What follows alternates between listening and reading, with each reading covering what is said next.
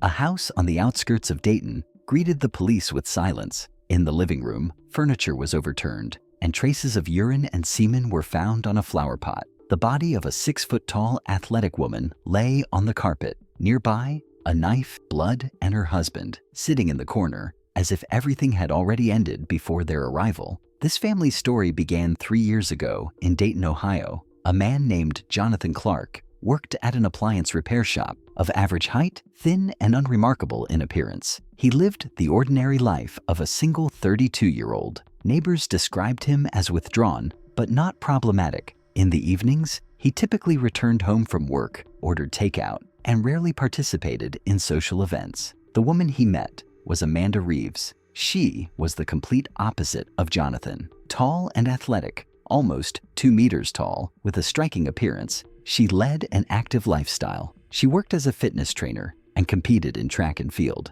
Amanda was accustomed to being the center of attention, had many friends, and was easygoing. They met at a fitness center where Jonathan, at the insistence of a colleague, purchased a monthly membership. He was initially reluctant to attend, but that's where they met. According to eyewitnesses, Amanda took the initiative, striking up a conversation after a workout. Her attention to him surprised not only him, but also many of his acquaintances. They seemed like a couple from different worlds. The relationship developed rapidly. Within a month, Jonathan and Amanda began seeing each other regularly, spending evenings together, and going on trips out of town. Jonathan's neighbors said he became more lively, smiled more often, started changing his clothes, and generally seemed more confident. This relationship was his first serious romance in many years. Their relationship was characterized by its physicality. According to friends, Amanda often noted with a smile that it was their intimate life that kept her close to Jonathan in the first months. He, in turn,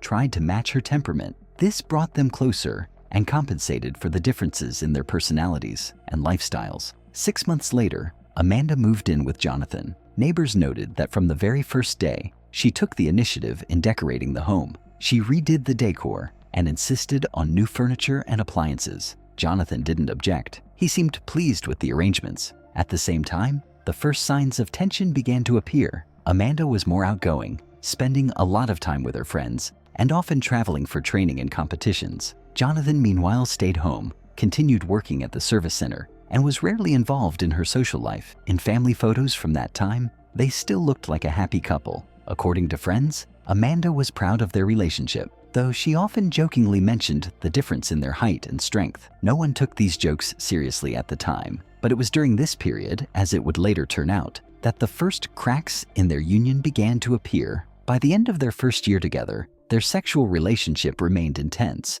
but their emotional connection was gradually weakening. Jonathan increasingly noticed that Amanda was talking to him less about her future plans, and her attention was shifting to her friends and her athletic career. According to Jonathan's colleagues, he tried to compensate with gifts and attention. At his workplace, it was common knowledge that he spent most of his salary on trips, dinners, and clothes for Amanda. Neighbors also noted that she always looked well-groomed and often showed up with new clothes, while Jonathan continued to wear old jackets and shoes. At that time, no one suspected that their relationship would end in tragedy 2 years later. For now, they were a couple that those around them considered unusual, but overall happy. That's why subsequent events came as a surprise to everyone. After their first year together, the couple's outward well-being began to gradually show cracks. According to neighbors and acquaintances, a certain coldness had already appeared in their relationship, especially noticeable on Amanda's part. While she had previously often taken the initiative, inviting Jonathan on evening walks, playing sports with him, and organizing trips together, she now began withdrawing more often, spending more time outside the home, blaming it on her workouts and work. Testimony from Amanda's friends, later collected by police, indicates that during this period, she began openly complaining to her friends about Jonathan. The main themes were his isolation, unwillingness to change, and the difference in their temperaments. Amanda had always been someone who craved attention and recognition. Her height and athletic career made her a prominent figure in the city, frequently participating in competitions and appearing in photographs on local news outlets. Against this backdrop, Jonathan seemed increasingly withdrawn and inconspicuous. By the middle of their second year together, the first rumors emerged that Amanda might be seeing other men. At first, these were just hints. She was seen at a cafe with her gym colleagues, and sometimes neighbors noticed unknown cars visiting their house late at night. Jonathan, according to family members, tried not to react. He believed they were simply going through a rough patch and hoped things would get better with time. But gradually, Amanda's behavior became more defiant. She would joke in front of Jonathan about being next to such a little man, and although she said it with a smile, neighbors later noted that there was sometimes a hint of mockery in her tone. One of Jonathan's friends told investigators that he had already begun to suspect infidelity. He said Jonathan began checking her phone more often, checking her messages and calls. He didn't cause any trouble, but he began to withdraw. A neighbor downstairs said she heard them arguing several times in the evenings, quietly at first, then louder. Amanda often raised her voice, accusing him of jealousy and mistrust. During this period, the couple's sexual relationship also began to change. While this aspect of their life had previously been a source of intimacy and passion, according to Amanda's friends, it now became a source of conflict. Amanda openly told her friends that she was tired of being with someone who wasn't up to her standards. Jonathan, meanwhile,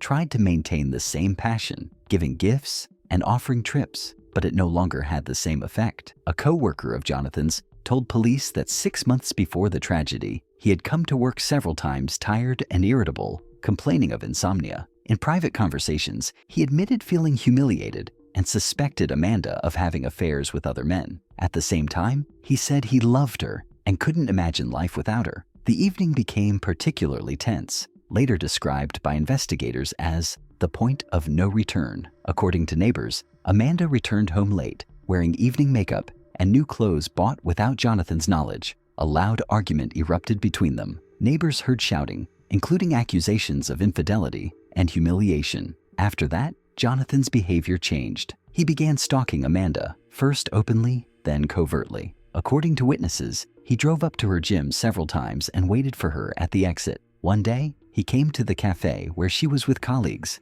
and watched from the sidelines without interfering. Amanda, according to her friends, began to feel caged. She openly admitted that she was tired of Jonathan's jealousy and was spending increasingly more evenings without him. Their intimate life had practically disappeared. If passion had once been the main bond between them, now its absence only deepened the distance. Jonathan tried to talk to Amanda several times, suggested trips together, and even tried to persuade her to see a psychologist, but she brushed him off. By this point, the couple's close friends were noticing Jonathan's physical changes. He had lost weight, become irritable, and often silent. At work, colleagues said he was making mistakes, something he hadn't done before. Neighbors told police that shortly before the tragedy, arguments in their home had become increasingly frequent. Amanda would shout that she was tired of a little man with big complexes, while Jonathan remained silent or responded quietly, but with a new, restrained tone. Investigators would later establish that it was during this period that Jonathan conceived the idea of spying on Amanda and gathering evidence of her infidelity. He purchased an inexpensive voice recorder, began going through her belongings, and began inquiring about her correspondence. All of this occurred several months before the tragedy and indicated that tensions in the family had reached dangerous levels. The spring of that year marked a turning point in Jonathan and Amanda's relationship. After months of hidden suspicions and occasional arguments, Jonathan began to openly express jealousy. According to neighbors, loud showdowns now occurred not only in the evenings in their apartment, but also sometimes on the street outside. At first, Jonathan tried to act calmly. He asked Amanda to tell him where she was in the evenings, who she spent time with after practice, but, as her friends noted, Amanda perceived these questions as intrusive and sometimes even responded mockingly. "Are you going to follow me?" One of her close friends told investigators that Amanda increasingly spoke of Jonathan's pettiness, of how he had become clingy, and that she was tired of feeling under suspicion. But for Jonathan himself, the situation was different. He began to find more and more reasons to worry. He bought an old pair of binoculars at a flea market and stood outside the gym where Amanda worked out several times, observing who greeted her after her workouts. According to a co-worker, Jonathan even took time off work to check on her during the day. During this period, he acquired photographs taken with an old phone. Amanda in a cafe with an unknown man, Amanda leaving the gym and getting into a stranger's car. Later in court, Jonathan would say that it was these episodes that finally convinced him of her infidelity. Neighbors increasingly heard arguments. Amanda would shout, "You're just being paranoid," to which Jonathan would quietly but in a breaking voice respond that he just wants to know the truth. The police were called to the apartment several times because of the noise, but no serious complaints were received, and verbal warnings were the only response. Their intimate life had completely disappeared.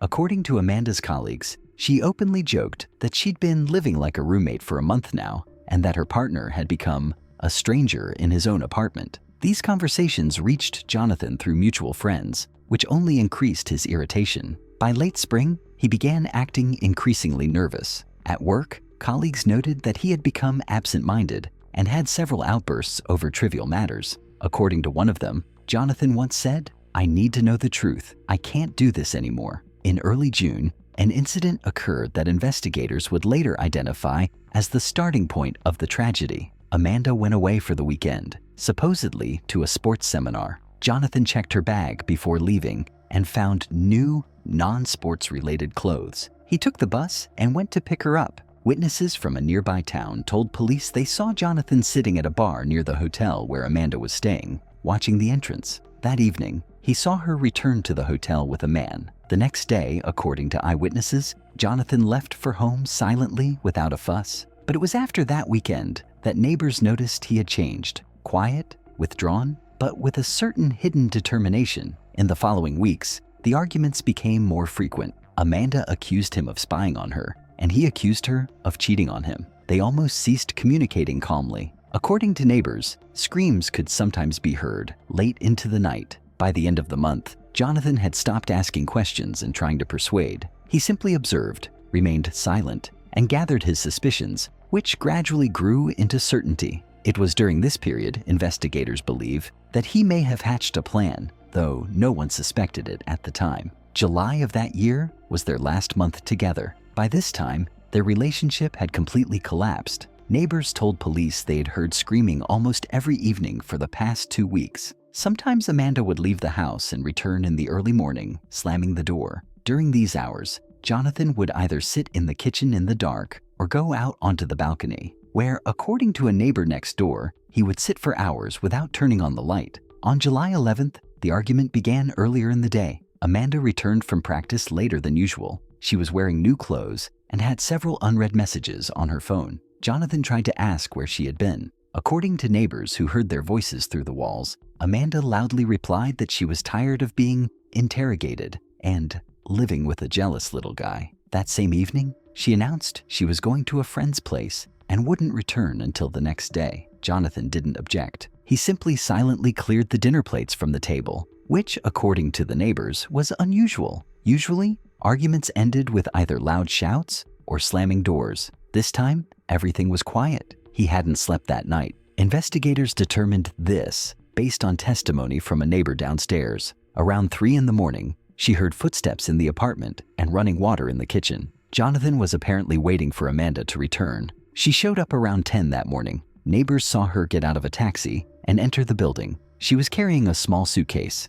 They ran into Jonathan on the stairs. At first, everything was calm. They entered the apartment and the door closed. But a few minutes later, the neighbors heard an argument, louder than any that had come before. According to a woman in the neighboring apartment, Amanda screamed that she was tired of living with a man who controls her. Jonathan responded, but more quietly. Then Amanda's screams returned, followed by the sound of a chair falling over and a dull thud. Investigators will later establish the timeline of events. The argument initially took place in the kitchen. An overturned table and a broken plate were found there. They then moved to the living room, where, judging by the bloodstains, the main struggle took place. On the floor near the sofa, investigators found Amanda's bare footprints and Jonathan's. Blood spatter indicated the first blow was inflicted with a knife from a kitchen drawer. The blow struck her shoulder. Amanda tried to break free and reach the door, but he struck her twice more, one in the arm and one in the back. Neighbors heard screams and called the police,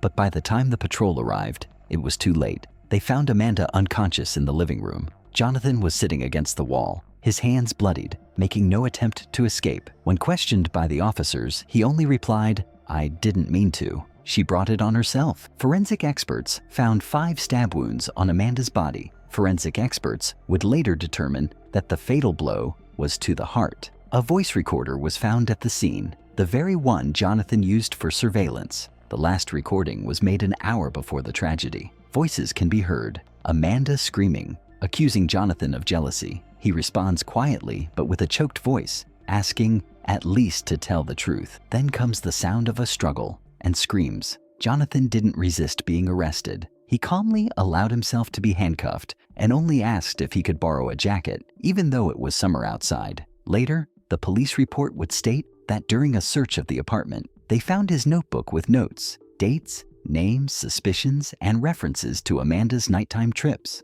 The investigation considered this evidence that the murder was not spontaneous, although the defense later tried to prove otherwise. By evening that day, the scene of the incident was cordoned off. Local television reporters filmed the house where the tragedy occurred. Neighbors gave interviews saying that everything was heading this way, but no one expected it to end this way. Jonathan Clark's arrest became the biggest event in small Dayton. The very next day after the murder, he was transferred from the temporary detention center to the county jail. Journalists waited outside the courthouse. Neighbors discussed the incident outside their front door, and Amanda's relatives tried to secure a meeting with investigators. The investigation proceeded quickly. The evidence was clear: a knife with Jonathan's fingerprints, a voice recorder containing recordings of the argument, and a notebook with dates and notes of suspicion were found at the scene. Forensic experts confirmed that Amanda died from stab wounds and that there had been a prolonged struggle between her and Jonathan.